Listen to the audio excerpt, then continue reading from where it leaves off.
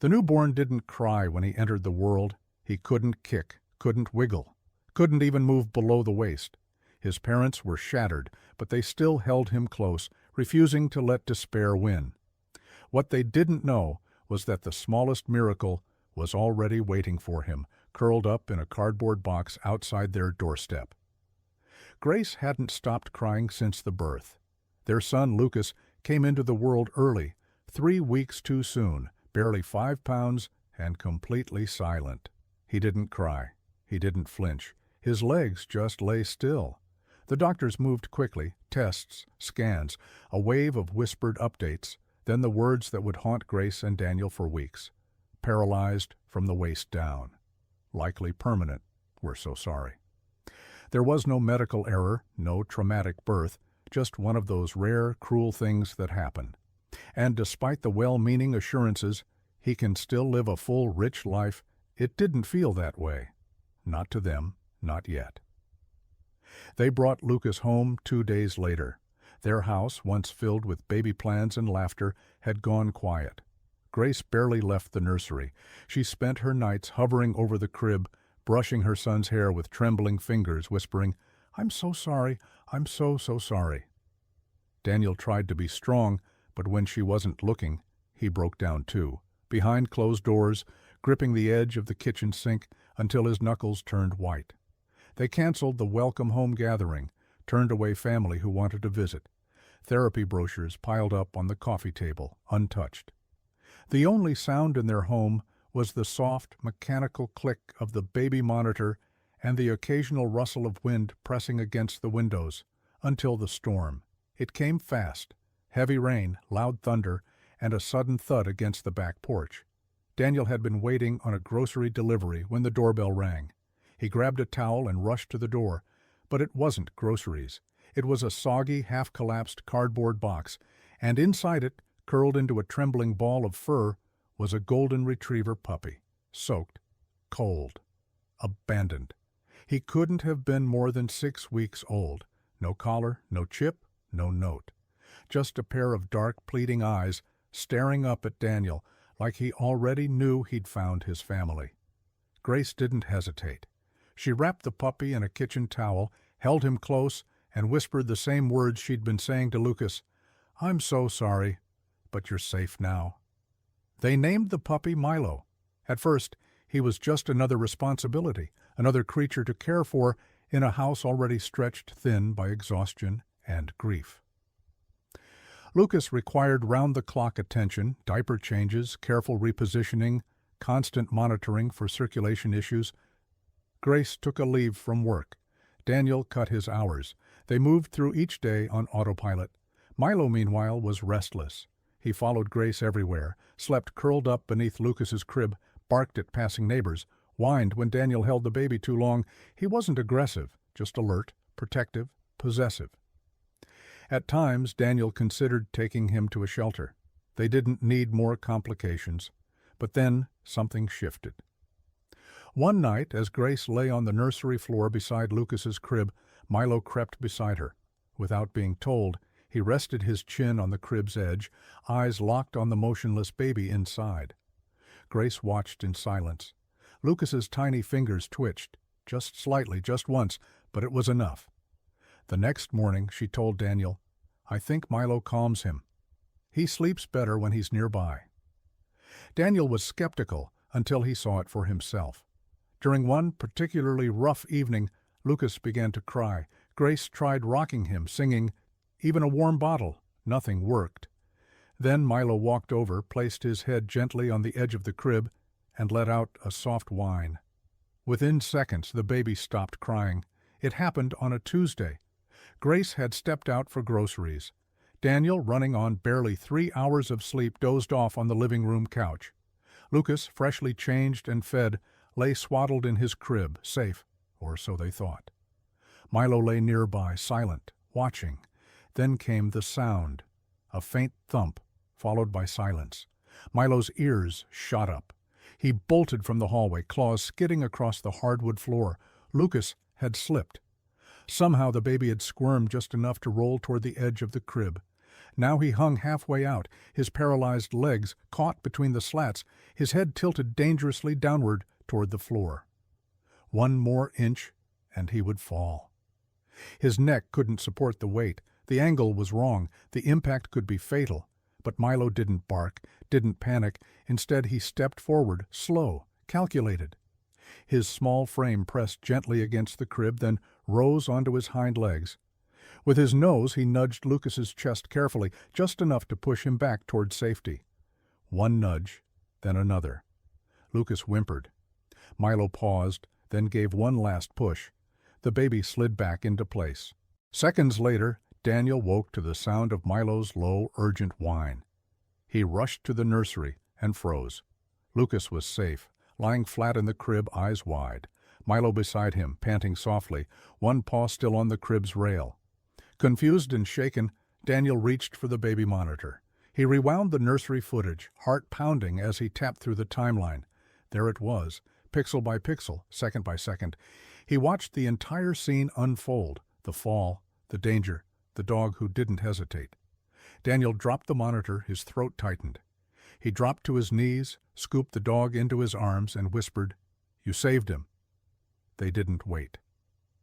That same evening, Grace and Daniel rushed Lucas to the hospital. They described everything to the pediatric specialist, the fall, the footage, the subtle responses in Lucas's body, twitches, shifts, things they hadn't seen before. After a battery of scans and hours of pacing, the doctor returned. "It appears Lucas's spinal damage may not be as complete as we thought," he said. "Some of the nerves we assumed were inactive are beginning to show early signs of communication." Grace blinked, her eyes wide, her breath caught somewhere between hope and disbelief. Are you saying—" The doctor, a kind-faced man with silver at his temples, held up a hand, cautious but gentle.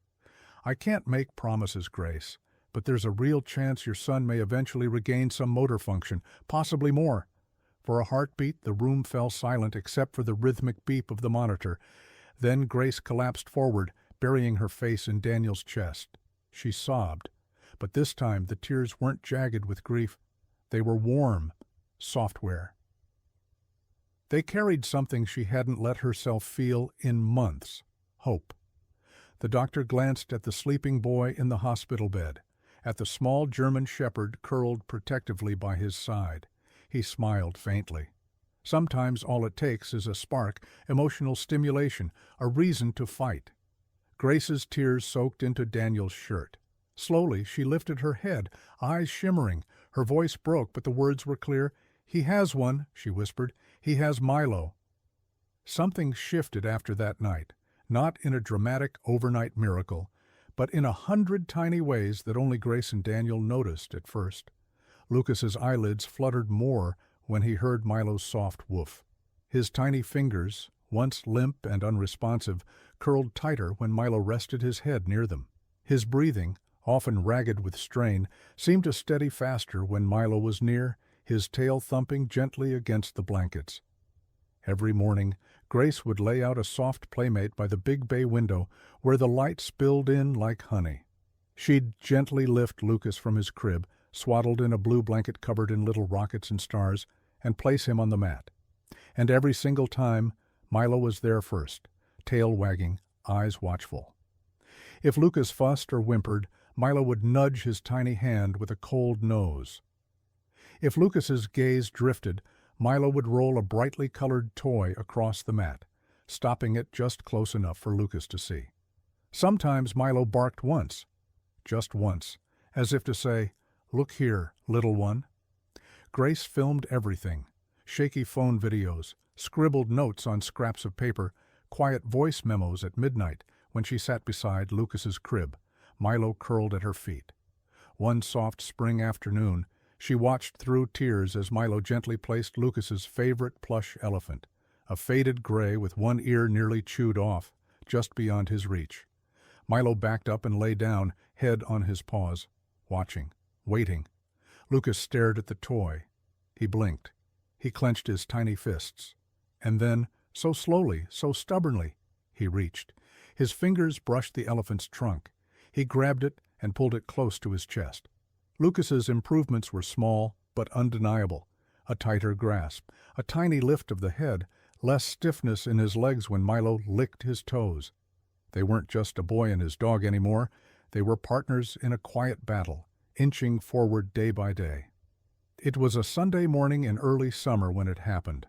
A warm breeze drifted through the open window. Outside, birdsong mingled with the soft hum of distant traffic. Inside, Lucas lay on his playmate in a pool of golden sunlight. Milo rested beside High Grace, covered her mouth with both hands. Daniel, returning from the kitchen, caught her eye. She pointed wordlessly.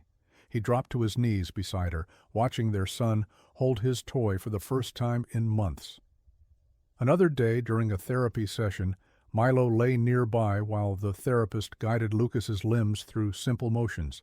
But then, astonishingly, Milo began to mimic her. He circled behind Lucas, then lowered his front paws to the floor, tail wagging, nose nudging Lucas's elbow as if saying, "Try this, buddy." "He's motivating him through mimicry," the therapist whispered, voice thick with wonder. "He's not just watching, he's teaching."